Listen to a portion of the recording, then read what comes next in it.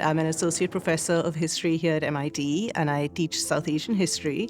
There have been many empires before the nation of India emerged, and Delhi was the capital of many of these empires. So you're really always just a stone's throw away from history.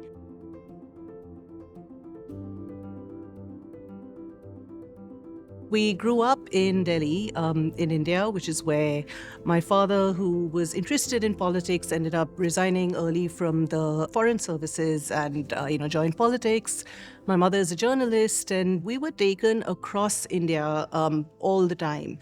If she had to cover a news story somewhere in rural Rajasthan, she would take the three kids with us. We went campaigning with my father in his constituency. We sort of saw the diversity across gender, across regional dialect, across food, even in terms of cultural festivals that were celebrated. The way in which we celebrated certain cultural festivals at home was celebrated differently in different areas, right? And history is contested deeply in India and particularly in Delhi.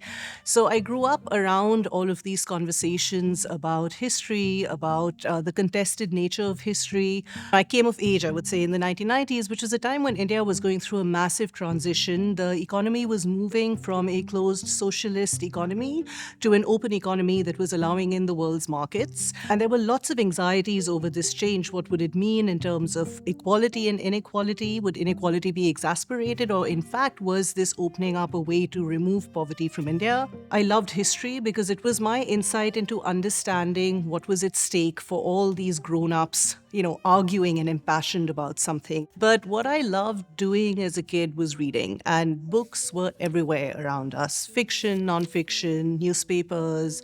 I just got immersed in this idea of understanding and discovering the world through literature, through stories. I mentioned that my mother is a writer. Actually, we come from a family of writers. My father as well would write very often in the newspapers, editorials. And I found that now, me and my sisters, all three of us, we have very different careers, but all three of us use the pen.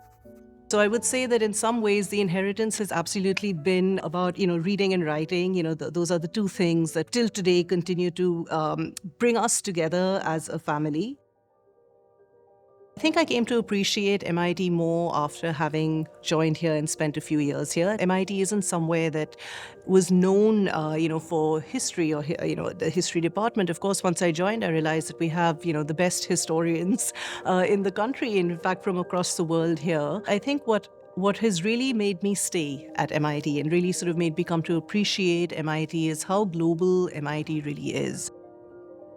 We have a faculty of about 20 in our history department. Each of the major regions of the world is represented in terms of the research that they do, but also where they come from. If you want to build yourself as a place that engages with the real world, right? There's a focus on MIT's scientists and technologists are interested in real world problems.